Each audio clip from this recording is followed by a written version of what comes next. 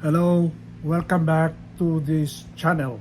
And this is Mr. Jovenal Narcisse in your Cotton, Leather and Others YouTube channel. And for today's video, I'm going to unbox an item which I bought last November of 2024, last year. And I really miss unboxing this item because I have so many work to do and I've been busy with my personal and official business here in the Philippines. And we go now to the unboxing of this item. And I ordered this item from the Naked and Famous, which is a denim Selvedge denim factory or brand, which is located in Montreal, Canada.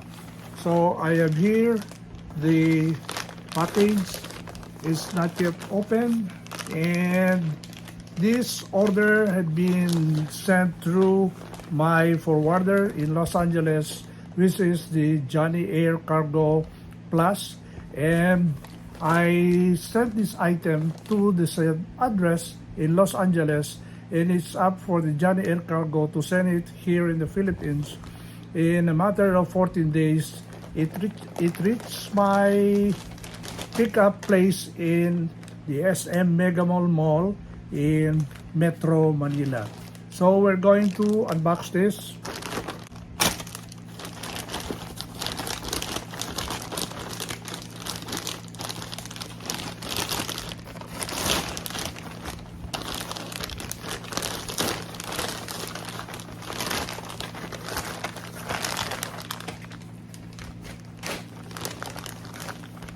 There's another bag, which is the Naked and Famous bag, and we're going to open it because this is a ziplock. We have to unzip it and then bring out the item. So this is the Elephant 13, which is a 21 ounce in weight, and this is the 13th edition of the Elephant series. By the way, I have their Elephant 10, 11. I was not able to get the Elephant 12. And after missing Elephant 12, I got their Elephant 13, which is the core of the yarn is being dyed with a red dye, and then after it is being saturated with the red dye of the yarn of the denim, it is being dyed again with an indigo. So as you can see, the color of this fabric is indigo, but once this item will fade, a red color of the denim will appear. So I got the slim guy.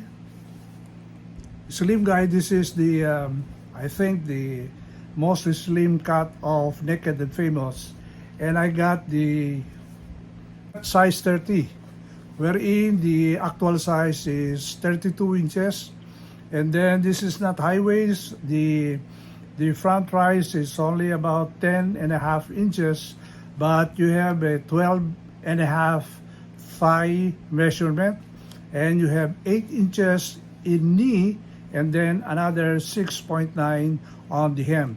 By the way, I have it size 31, and it has this tab. This is a very nice touch, and the cost of this is, the price of this is $239 plus $10 as shipping fee from Canada to Los Angeles. And so basically this is $249, and let us round it up to $250. And then when it arrived here in the Philippines, I paid 1,400 pesos for the shipping fee. This is still very cheap, and we will try to bring out this. You have the excess thing that they remove. I think the actual inseam of this is 31, 33 inches. I always order the elephant series from Naked and Famous, and this will be my third elephant denim from the Naked and Famous. I only order elephant from Naked and Famous, and that's the reason why I really like it, because I started with heavyweight denim in my Selvedge denim journey. So this is 21 ounces, which is basically a very heavyweight Selvedge denim in weight. So yeah, I don't know when I will start using this, because I'm still using the Elephant X in weird cut, and then I have started using the Elephant 11. I just missed the Elephant 12.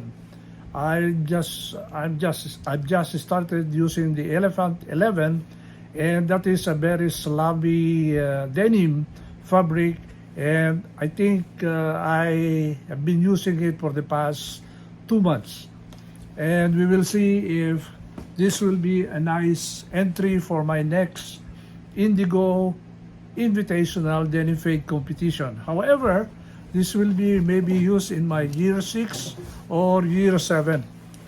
So this is a slim guy cut, and it is nice to my body because I'm slim, and we will see how it will fit in my fitting video later on. So the size is 30 with an actual size of 32, and then we have the thigh. The thigh is 12 and a half, the knee is 8 inches, and the hem is 6.9, so it is tapered. There are no earthquakes on the Naked and Famous, and I've been seeing a lot of faded elephant tree as one of their videos on YouTube channel. I have seen a faded elephant 13 wherein the red color of the dye appears after a few months of using this said Selvedge denim jeans. So we'll go now to the fit video. I hope you like this video. By the way, this is no longer available in the market. Maybe you can still buy it on YouTube, on eBay, but on the website of Naked and Famous, you can no longer buy this item because in a matter of few weeks it was sold out. I'm glad I was able to buy my size after a few weeks, and I was happy to score it and cope one of these pairs. So it will be one of my collections, and hopefully I'll be using it in my future Indigo Invitational Denim Fade competition. Thank you for watching and have a good day. Bye.